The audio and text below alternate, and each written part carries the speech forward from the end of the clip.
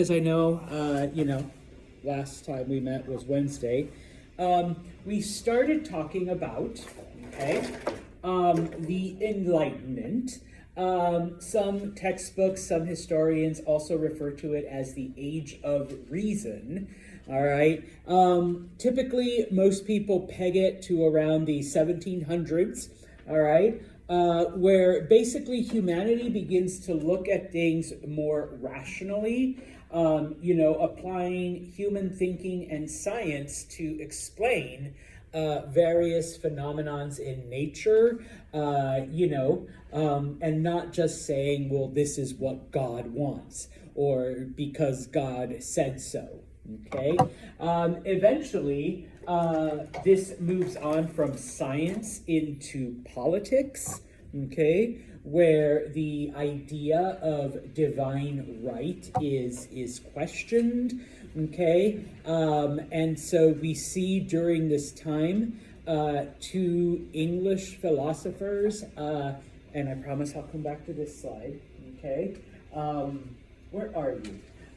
First off, John Locke, all right, who basically criticizes, governments because he says humans are born with certain rights and that government should protect those rights.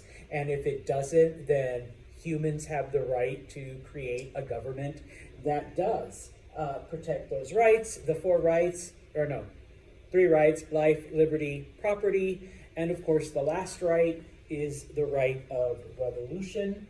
Okay, we finished off talking about Adam Smith and the Wealth of Nations.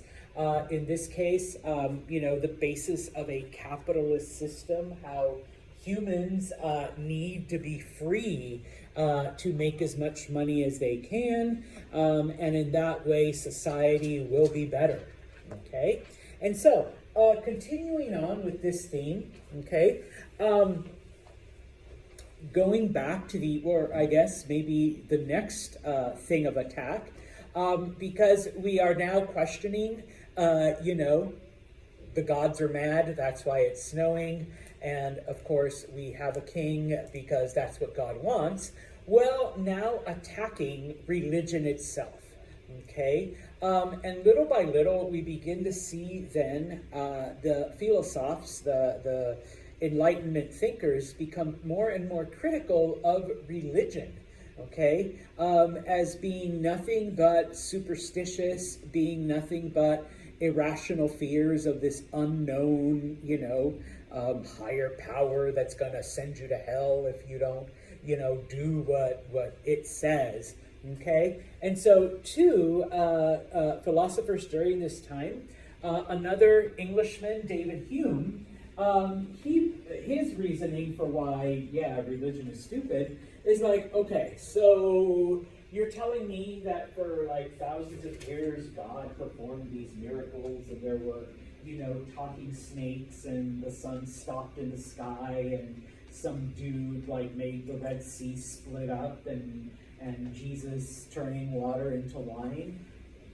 Why don't we have them now? Like, humanity is so much more evil. Humanity is so much more like, whatever. Like, why don't we get those miracles now?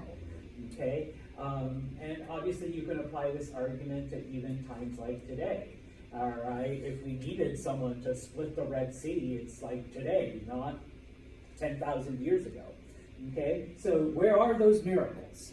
Okay? And then Voltaire, who is a French philosopher, he basically criticizes Christianity, going, all of these things that were supposedly done in the name of Jesus, okay, they were evil, horrible, things. And so he points out things like the Crusades, okay, Christians went and said that they were going to fight in the name of Jesus, but they went out and massacred all kinds of people, all right? And, the 30 Years' War, it was fought over religion, okay? So how is that Christian, okay? And so in this case, people begin then to basically philosophize, or at least push the idea that reason, human reason, okay? That's what's gonna make this world a better place. That is what's gonna make bad people good and good people better, all right? Not because you go to church, not because you pray X amount of times, not because you get baptized, that's not gonna make you good, okay? It has to come from up here. And so in this case, doesn't matter if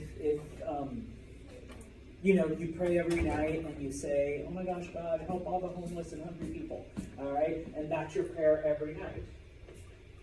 Well, nothing's going to happen, all right? If you really want to end hunger and homelessness, what do you have to do besides pray? Yeah, actually do feed people, help them find a house, let them live on your couch, do stuff like that.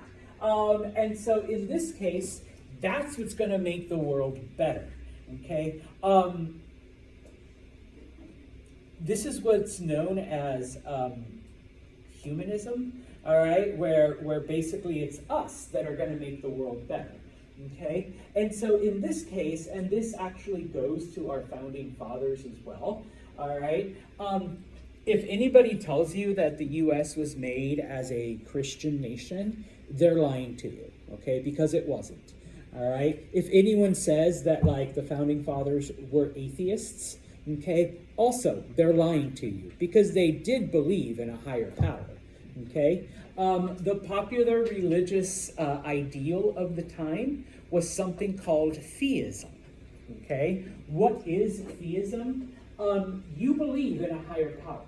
Okay, call it what you want to call it, though. God, Allah, the great pumpkin, the magic turtle, the flying spaghetti monster, like whatever name you give it. Okay, but basically, what this person does is, and this is what theism is, you believe that God created the universe and all of the laws, all right, in the universe, and that not even God themselves can violate those laws.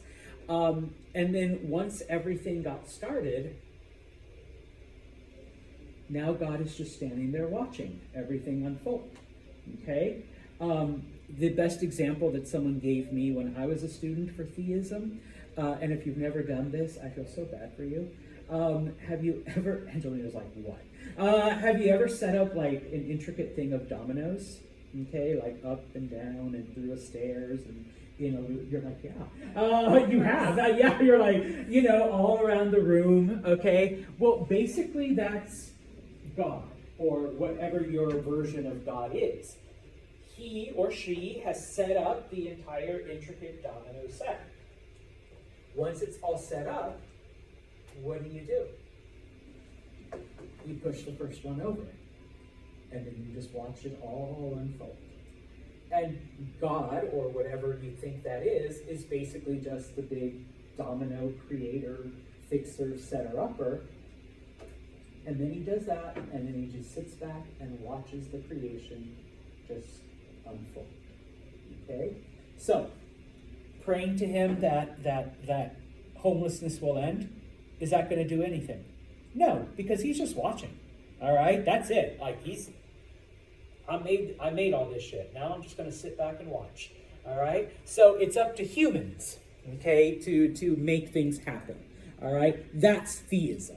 All right? And it's interesting because to a lot of people that I talk to, they're like, I guess I'm more of a theist than anything. I'm like, yeah, a lot of people are. I mean, you still believe in something, but not necessarily, oh yeah, I can't eat fish and I gotta go pray and I gotta like kneel and stand up and kneel and then do it like 5 times a day, facing a certain way. It's like, no, you're just a good person, okay? Secular humanism, that's what it's called. You're just a good person, all right? And you try to do, things to improve the world around you, all right? Now, so what happens then, okay? We do begin to see more religious tolerance, okay? But it's not what we think of today, okay? Because, all right, you do have certain religious groups that want the freedom to express themselves, but then they don't want to give that freedom to other people. All right, so you do see a loosening, okay? And I put here, not full civil rights, not the way we think of it, but yes, we do see an opening up then to various religious ideals, okay? The only problem that happens during this time, all right, is that yes, you do explain certain things, you do allow certain things, but when it came to non-Christian ideas, because most of Europe is Christian, all right, some of these authors, some of these writers actually do more harm than good because they don't have a basic understanding of some of these religious ideas, okay? So it's a step forward, but at the same time, it's kind of like a step back on occasion. All right. Now, when it came to some of these ideas, okay, yes, the Enlightenment is challenging the whole concept of divine right, but a lot of the kings realize that, okay, some of these ideas are actually good. All right, some of these will actually help us. Granted, I'm not about to admit that, yeah, you're right, I wasn't chosen by God to be your king. All right, maybe I won't embrace that one, but, okay, universal taxation, I mean, what king doesn't want to have a better tax system, all right? Instead of just letting the warrior class fight, why don't I, allow anyone who wants to fight and teach them how to fight and promote them based on their ability to fight, and not just because Emily is the daughter of the prince of whatever, so we have to promote her. No, let's promote, Mercedes, who is the daughter of the town baker. All right, she's like awesome at fighting. So yeah, let's let them be the soldiers. One thing that Louis XIV, who was known as the Sun King, we'll talk about him in the next chapter. One thing from the Enlightenment that he borrows is the idea of a census, okay? Because he realized that if he knew who everyone was and where they lived and what they did for a living and how much taxes they paid, it's a lot easier to control them than when you don't know who all is out there, okay? So yeah, all right, they took the parts that benefited them, okay? Now, not everything obviously turns out good during the Enlightenment, okay? There are some things that, kind of get a little, pardon my French, fucked up, all right? Or they get messed up. And so because during this time, scientists, if you recall, one of the slides that we went through was where different scientists were taking the knowledge of plants and animals that they learned from one place and began to use those classification systems to classify plants and animals that they discovered in all of these new places, okay? Well, scientists were like, if we could do that with animals, if we realized that animals with whiskers and fur and claws and big long tails that go meow, we can all classify them as cats. Some are big, some are small, some have spots, some have stripes, okay? And of course plants, there's similar plants and we can classify them into families and genus and all this other stuff. Why can't we do that with people? Because some of us have darker skin, some have same color, like your hair's like identical, you like switch it back and forth. All right, type of thing.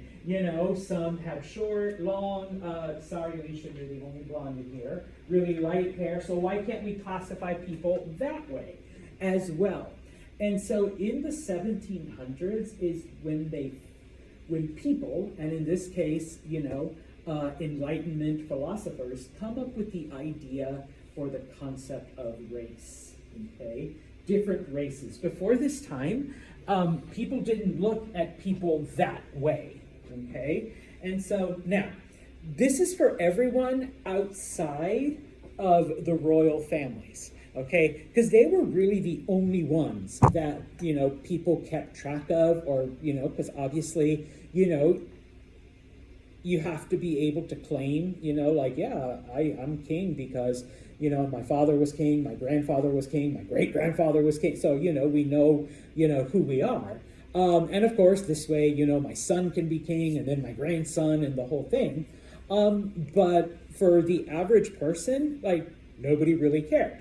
And so they begin to use, obviously physical features, because that's what they could see, skin color, face, hair, all right, all of that stuff to start to classify humans, okay? Because if we can classify, the cat family, all right, the felines, excuse me, I better use the right term, and the canus, okay, canines, all right, Latin for dog, all right, and the pachyderms, elephant type things, all right, why can't we do it for people? All right, and so they had already, we've already established, and people had already known, yes, modern humans, all right, are Homo sapiens, but then they started to have, okay, but within Homo sapiens, obviously, we have different subspecies, okay? Homo europaeus. Where does Homo europaeus live, or where are they from? Europe, yeah, so Europeans, all right? Tall, blonde, white, blue eyes, things of that nature. Homo americanus is what they called Native Americans, okay? So, they're Homo americanus. Homo afar was for, people from Africa, okay? So darker skin, all right? Homo asiaticus would be what? Asia, yeah. So people from Asia, because they had, certain facial features and hair and whatnot. And then for anyone that didn't fit in, okay, so, lighter hair, lighter skin, darker, long hair, dark skin, different hair, facial features. If you didn't, fit into one of these easy categories, you were Homo monstrosus, okay? Literally, I think of the word monster, but in this case, kind of like, okay, you're a freak because you don't look like that, you don't look like that, you don't look like that, you don't look like Alicia back there, huh? All right, so Homo monstrosus, all right, that's what you are, okay? And so these are the beginnings then of the different racial classifications, all right? Now, it is during the Age of Reason, it is during the Enlightenment, that European countries begin to advance scientifically beyond other parts of the world, okay? Now, obviously the question becomes, how does that happen? Because Muslim scientists, the ancient Greeks, the ancient Persians had known a lot of things way before the Europeans did, okay? The earth is not the center of the universe. The earth is round. The earth orbits the sun. All of these different things had all been discussed. And even when you think back, irrigation and running water and stuff like that, all of that had been, either used or discovered by Muslim scientists or Asian scientists or other cultures way before the Europeans did. Okay, so what happens? A couple of things, all right? When it comes to some of the Muslim countries, in the late 1700s, okay, in a lot of the Muslim countries, a lot of people were kind of afraid of some of the outside influences that were starting to creep into their culture. And so they returned to a much more traditionalist or religious way of thinking. They closed themselves off. And any new knowledge, people fought against it. Okay, they're like, no, we already know all of this. We've already been blessed. And of course, they started to infuse more religion. So they're like, no, we Allah has given us all this, and so we don't need any more. Okay? When it comes to China, all right, especially, but there were other Far Eastern countries. In China, they were only interested in the practical applications of technology. Okay? They invented gunpowder. You can make gunpowder do what? All right? Explode, fire bullets, break down walls. Okay? And so if it had a practical use, the Chinese would do it. Okay? When it comes to, trying to prove gravity and calculating its pull on objects and whatnot, and yes, there's objects up in the sky, and so, where's my marker? The same force that makes my marker do this is is the same force that keeps the Earth around the sun, 9.82 meters per second squared. All right. The Chinese were like, prove it. That's all theoretical. All right. Granted, you can prove it mathematically, but they're like, okay, yeah, I can light this gunpowder and it explodes, and I can tell you how to make. You take some sulfur, you take some charcoal, boom. All right. So the theoretical, they were like, yeah, we don't care. All right. How can we use that knowledge? All right. Oh, yay, we're not flying off the Earth. Well, no. Okay. And so in this case, kind of, that they would reject, these kind of mathematical formulas, that they would reject the theoretical for the practical. Okay. So this allows, Europeans then to get ahead in a lot of these scientific areas. Okay. Now, that's not to say that initially the Chinese flat out reject any European knowledge, okay? Because remember, the Jesuits were started to spread, and a couple of you guys nailed this on the test. They were the ones that were out there to try to teach people and to try to, bring the Catholic Church back in line. All right, no more indulgences, priests can't have sex, all of that stuff. Well, once all of that was fixed, the Jesuits didn't go away. They actually became like the missionaries and the teachers of Catholicism to a lot of other areas. Okay? And so one of the things that they did, because the Jesuits, at some point, because this is now 200 years, after, the Reformation and the Counter-Reformation, Jesuits were some of the first Christians to go to China to try to, preach Christianity, in this case, Catholicism, okay? And one of the things that they do is they help the Chinese fix their calendar, okay? If you recall, the Chinese had come up with a lunar calendar, a calendar that had several months of 28 days. But because that doesn't always work out, does anyone remember what they added to kind of fix it? Huh? Not so much a leap year, but a leap month, an extra month. Okay? And so the Jesuits were like, hey, let us show you how you can fix this calendar. Okay. Now, obviously, they were taking, the stuff that was started by Julius Caesar, who took the Roman 10-month calendar, added 2 extra months. Okay. Later on, one of the popes, Pope Gregory, further refines the calendar. That's how we actually get the whole leap day. This past we had it February 29th. Happens every 4 years, except for years that are divisible by 400.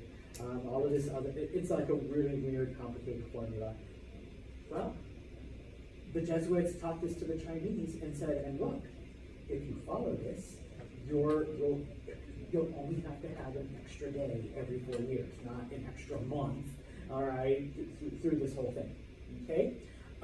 Now, one of the strategies that the Jesuits used when it came to teaching other groups is they would learn the language and the culture of the group they were in, and then once they did that, they felt it was better to teach them in their own language and adapting Catholicism to their own culture.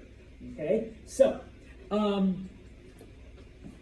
Number one, they tried to find favor with the Chinese emperor, because one of the ways that Christianity spread originally in Europe, first you baptize the chief, then his whole tribe follows. So they kind of went with that strategy. If we can like baptize the emperor, then like all of China will just follow.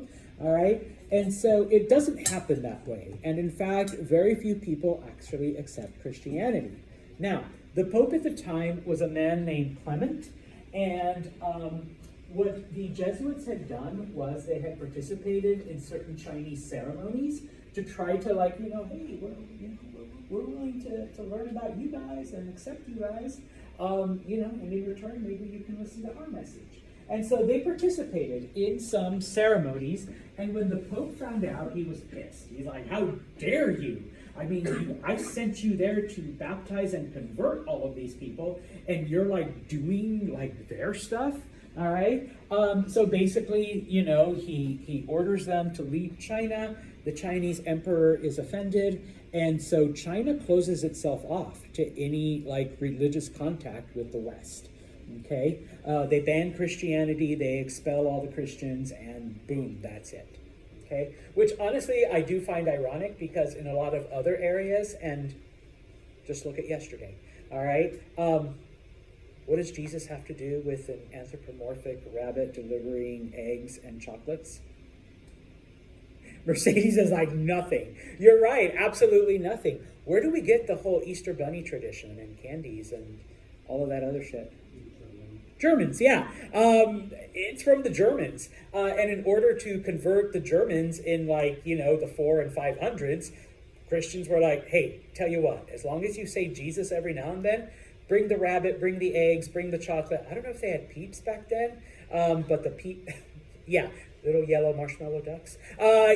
Just do all that. And so, yeah, so I always find it ironic when things like this happen, and it's like, yeah, but didn't you, do that to convert other people, okay, type of thing, all right? Now, some of the other ways in which European science gets ahead of other parts of the world. So Muslims become more traditional, more closed off. The Chinese don't really care about theoretical knowledge. They only want practical knowledge, and the Pope offended them, so they just shut themselves off, okay? Europeans were always fighting with each other during this time. Unfortunately, I can't get into all the wars that were going back and forth between different European countries, but they would fight over religion, they would fight over land, they would fight over politics, they would fight over science, okay? Who's gonna make this discovery first, okay? Number two, and it wasn't just for religion, it wasn't just for politics, okay? The printing press, all right, also affects science. If I have a theory and I can have it printed out and sent everywhere and people translate it and reprint it in that new language, there's really no way to stop it, okay? Which is one of the reasons why Copernicus and Galileo, they were able to be shut up so quickly. There was no way for them to hand out their knowledge on paper. Now it is, okay? So there's really no stopping it, okay? And then finally, Europeans literally had no qualms about bribing people, about literally buying scientists, okay? And if Emily is a French scientist, okay, and then here comes one of the German kings and says, Emily, we'll give you anything you want, your own castle, as much money as you want to do all your research, if you just move to Germany and sign an exclusive contract, and do that, money, hell yeah. And you'll give me like my own telescope and my own lab and my own, so boom, now she moves to Angelina's German kingdom and is providing her with all of this scientific knowledge. And of course, Kiara can't let that happen. So, hey, Liz, I know you're pretty good at science stuff, so if you move to England, we'll pay you, we'll give you money, your own castle, your own lab, your own assistants, boom, boom, boom, and it's like, okay. And so Europeans did not mind doing that. And of course, the scientists were like, I'm getting money for being smart, type of thing. And of course, in this case, then, little by little, no offense to my Euro-American friends, but the beginning of European ethnocentricity, where they see themselves as superior, they see themselves as, of course, better than other groups because they have this knowledge, they have this power, and, many of the other parts of the world aren't able to keep up. Okay? Now,